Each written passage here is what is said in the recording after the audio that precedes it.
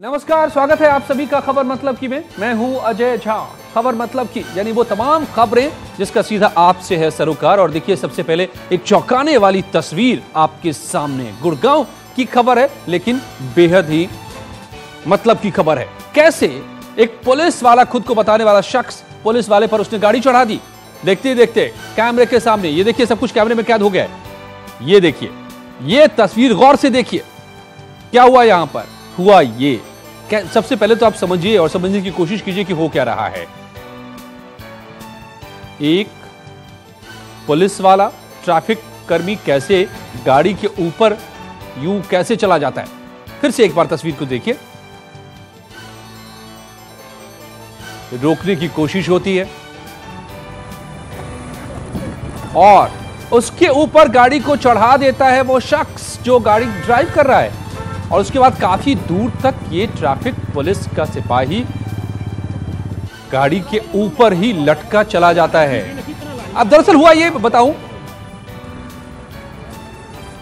जरा सुनने की कोशिश करें हम कि हुआ क्या है, यहां पर क्या बातचीत हो रही है।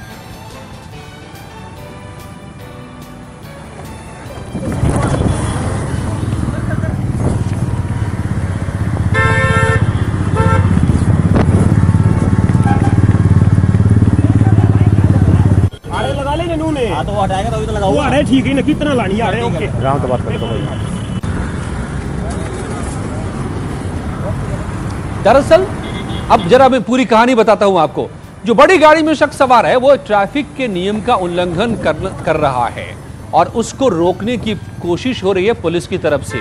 वो खुद को बता रहा है कि वो भी पुलिस वाला है, इसलिए उसको छूट है कि वो ट्रैफिक के नियमों को तोड़े। लेकिन पुलिस वाला कहता है उसको कि नहीं, रुको। जैसे रोकने को उसको कहता है, वो गाड़ी पीछे लेता है, जैसे लगता है कि वो रोक रहा है, लेकिन फिर उसके बाद गाड़ी को सीधे आगे की तरफ बढ़ाता है तेजी से।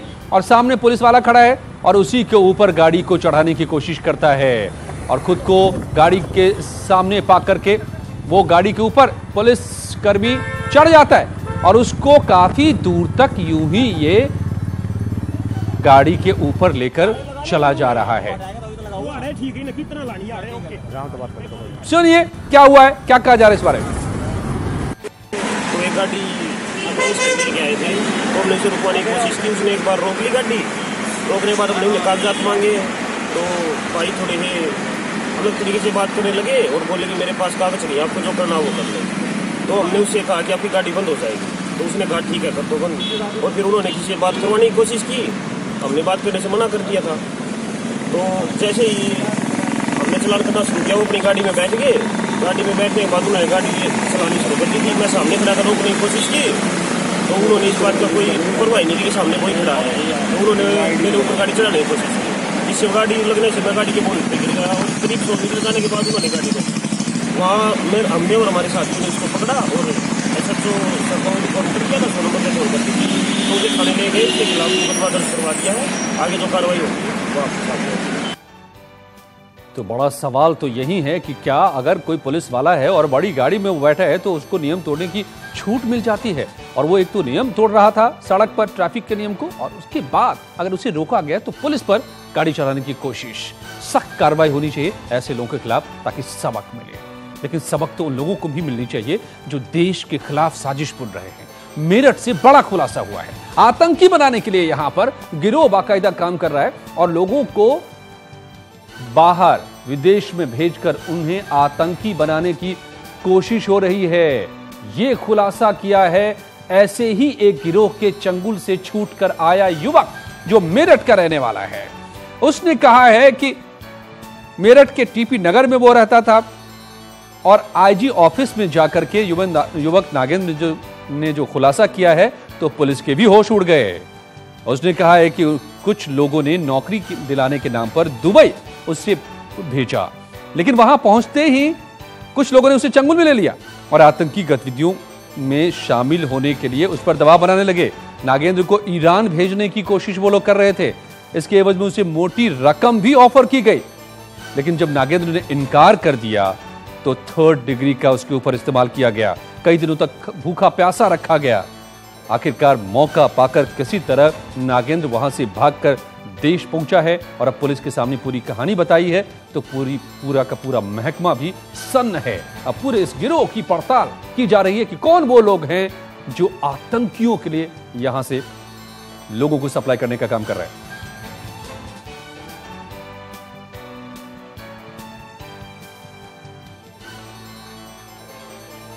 और अब मी टू कैसे जानलेवा साबित हो रहा है, इस खबर ने सबको सख्ती में डाल दिया है। एक शख्स की जान चली गई, नोएडा से ये बड़ी खबर आई है और इस मामले में अब बड़ा खुलासा भी हो रहा है। पुलिस ने मामला दर्ज किया है उन लड़कियों के खिलाफ जिन्होंने शिकायत की थी स्वरूप के खिलाफ। कंपनी में 6 लोगों के खिलाफ केस दर्ज हुआ है और इसमें कंपनी प्रबंधन से जुड़े लोग भी हैं शामिल, जिनके खिलाफ पुलिस ने मामला दर्ज किया है। मी टू के तहत यहां दरअसल नोएडा के जेनपैक कंपनी में स्वरूप नाम के शख्स के खिलाफ, जो असिस्टेंट वाइस प्रेसिडेंट थे, उनके खिलाफ शिकायत दर्ज कराई थी और उसके बाद कंपनी ने बिना जांच के, बिना पड़ताल किए सबसे पहला कदम उठाया कि स्वरूप राज को निलंबित कर दिया गया और इस वजह से स्वरूप राज ने आकर खुदकुशी कर ली घर में पंखे से लटक कर। लेकिन अब परिवार के लोगों ने आरोप लगाया कि कंपनी मैनेजमेंट ने बिना किसी प्रूफ के, बिना किसी सबूत के, गवाह के इतना बड़ा कदम उठाया और जिसकी वजह से, शर्मिंदगी की वजह से स्वरूप राज ने यह कदम उठाया। तो अब पुलिस जागी है और पुलिस ने मुकदमा दर्ज किया 6 लोगों के खिलाफ। देखिए क्या कहना है पुलिस का। कंपनी के एक अधिकारी के द्वारा उसे कंपनी से निकाले जाने के बाद कल जो उसके द्वारा सुसाइड की गई थी, इस मामले में हमें आज एक तहरीर प्राप्त हुई है। पुलिस के द्वारा इसमें 306 आईपीसी का मुकदमा पंजीकृत किया जा रहा है और इसमें आगे की वैधानिक कार्यवाही प्रचलित है। तो मामला तो दर्ज हुआ है, पड़ताल भी होगी, लेकिन वो शख्स तो चला गया और जाते जाते जो बातें कही हैं वो बड़ा संदेश है, बड़ा सबक है। स्वरूप ने सुसाइड से पहले एक सुसाइड नोट लिखा और इसको जरा गौर से सुनिए और समझिए। मौत से पहले स्वरूप ने लिखा कि मैं अपनी पत्नी कृति को बहुत प्यार करता हूं, मुझ पर जो भी गंदे आरोप लगे हैं वो गलत है, बेबुनियाद है, इसमें कोई सच्चाई नहीं है। मेरे ऑफिस की ही लड़कियों ने झूठा मुझे फंसाया है। यदि जांच में मुझे निर्दोष भी घोषित कर दिया गया, फिर भी आरोप लगने की वजह से लोग मुझे शक की निगाह से देखेंगे। इस तरह मैं कैसे दोबारा कंपनी जाऊं? मेरी वजह से मेरी बीवी को जिल्लत सहनी पड़ेगी और ये सब मेरे लिए बर्दाश्त करना बहुत मुश्किल होगा, इसलिए मैं ये कदम उठा रहा हूं। स्वरूप राज।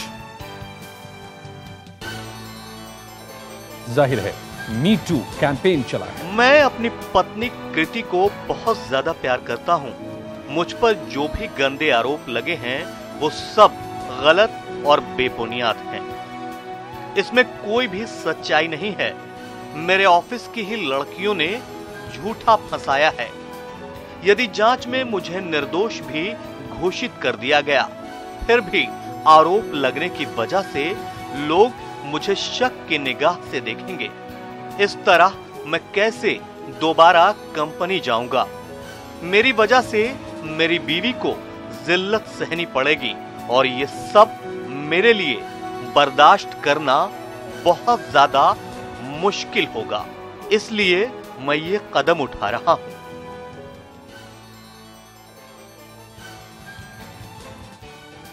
इस पूरे मामले से सबक लेने की सभी को जरूरत है। मी टू कैंपेन का मकसद ये था कि अगर महिलाओं के साथ कहीं पर कोई गलत कर रहा है तो उसको ताकत मिले, लेकिन क्या इसका गलत इस्तेमाल अब होने लगा है खुद इस कैंपेन का?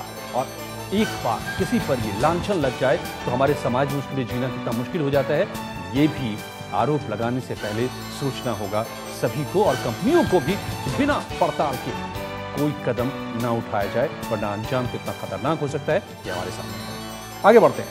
आज विधानसभा सत्र के दौरान सीएम योगी जमकर बोले और विपक्ष ने जो तमाम सवाल उठाए थे जिसकी वजह से बार बार सत्र को स्थगित करना पड़ा, तो आज उन तमाम सवालों के सीएम ने जवाब दिए। देखिए क्या कहा। प्रदेश के अंदर स्वास्थ्य और चिकित्सा शिक्षा विभाग बेहतर दिशा में इन्होंने कार्य प्रारंभ किया है। खासतौर पर भारत सरकार 150 advance life support ambulances Uttar Pradesh को देना चाहती थी, इसलिए सरकार को फुर्सत ही नहीं थी, वो लेना ही नहीं चाहती थी। हमारी सरकार ने आते ही अपना प्रस्ताव भेजा, 150 लाइफ सपोर्ट एम्बुलेंसेज मिली। प्रत्येक जनपद को हमने 2-2 एम्बुलेंसेज उपलब्ध कराई हैं।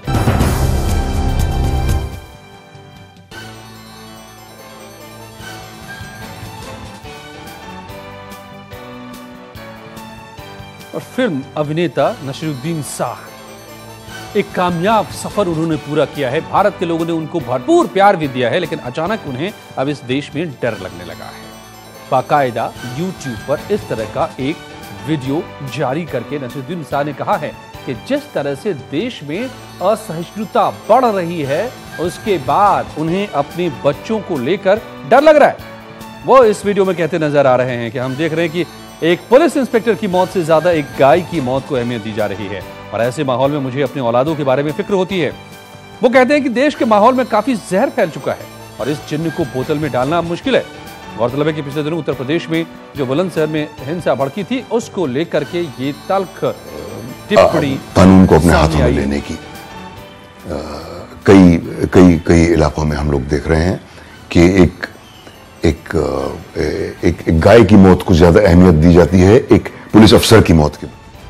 बुलंदशहर हिंसा और सांप्रदायिकता का जिक्र करते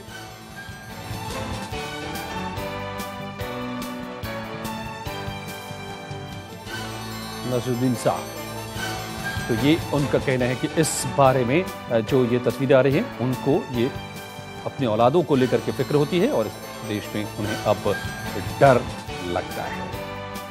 बड़ा सवाल, किसी देश में ताउम्र रहने, एक कामयाब सफर बॉलीवुड एक्टर के तौर पर तय करने, देश के लोगों से भरपूर प्यार पाने के बाद अचानक से ये डर कैसे पैदा हुआ है। और अब खबर प्रधानमंत्री के ओडिशा दौरे की। 24 दिसंबर को पीएम मोदी ओडिशा के दौरे पर रहेंगे और यहां बड़ी योजनाओं की शुरुआत करने वाले हैं। देखिए क्या क्या सब है। 100,000 करोड़ की लागत से बने आईआईटी भुवनेश्वर के नए परिसर का लोकार्पण करेंगे। Indian institute of science education और रिसर्च सेंटर का भूमि पूजन होगा।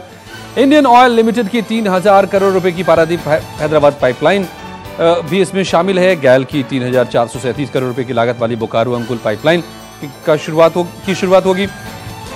ईएसआईसी अस्पताल के 50 नए बेड लगाने और 50 पुराने बेड का नवीनीकरण होगा। 2,122 करोड़ की लागत से NH-16 में 6 लेन के काम की शुरुआत के साथ 2,000 करोड़ रुपए की लागत से कटक से अंगुल को 4 लेन करने का भी शुभारंभ होगा। इसके अलावा 1,817 में की लागत से उड़ीसा में अंग्रेजों के खिलाफ सिपाहियों 1817 में दरअसल उड़ीसा में अंग्रेजों के खिलाफ सिपाहियों के विद्रोह, जिसे पाइका आंदोलन के नाम से जाना जाता है, उसकी याद में सिक्का और स्टाम्प भी जारी किए जाएंगे। विद्रोह की 200वां साल भारत सरकार ने मनाने का फैसला किया, जिसका पहला कार्यक्रम 20 जुलाई 2017 में माननीय राष्ट्रपति श्री प्रणब मुखर्जी, श्री धर्मेंद्र प्रधान जी के सानिध्य में विज्ञान भवन में मनाया गया और देश में और 2 विदेशों में भी इस श्रृंखला के अंदर कार्यक्रम आयोजित किए गए और ये तय किया गया कि पूरे देश में भी और विश्व के और कोनों में भी इसको मनाया जाए। स्टैच्यू ऑफ यूनिटी बनी है, या महाराष्ट्र में शिवाजी महाराज की जैसे एक वहाँ की सरकार बड़ा भव्य स्मृति बना रही है, ऐसे आने वाले पीढ़ियों के लिए उड़ीसा की उस वीर गाथा को, उस अंग्रेजों के खिलाफ उस लड़ाई को भी हम संस्कृति विभाग उसको एक जैसे जालियानवाला बाग में एक स्मृति बनी है, ऐसे ही एक अभी भी बनाने का हम लोगों की योजना है। राज्य सरकार जितना जल्दी उसकी लैंड देगी, फिर कभी उसकी भी काम आरंभ हो सकता है।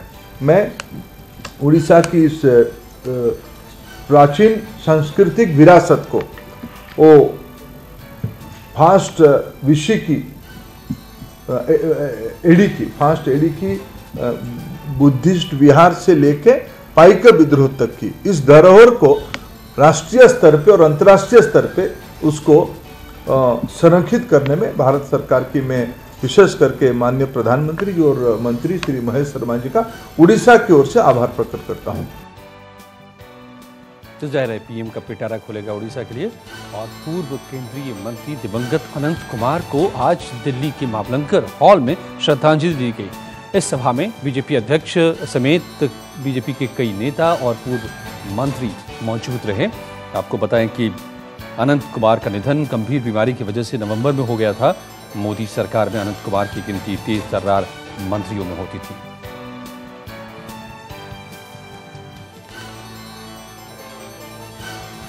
भारतीय जनता पार्टी को आगे बढ़ाने के लिए, इसके संगठन को दूर सुदूर तक फैलाने के लिए, भारतीय जनता पार्टी की विचारधारा को नीचे तक पहुंचाने के लिए अनंत कुमार जी का जो योगदान है, पार्टी उसको कभी भुला नहीं सकती।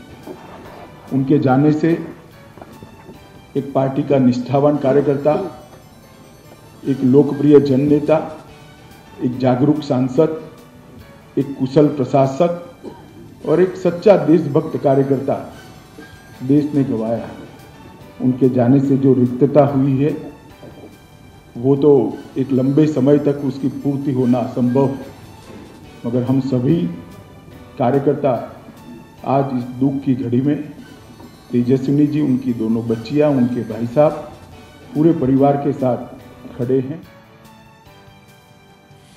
तो ये थी खबरें मतलब की, लेकिन यहां पर लगातार जारी है खबरों का सिलसिला। आप जुड़े रहिए न्यूज़ 18 के साथ। नमस्कार।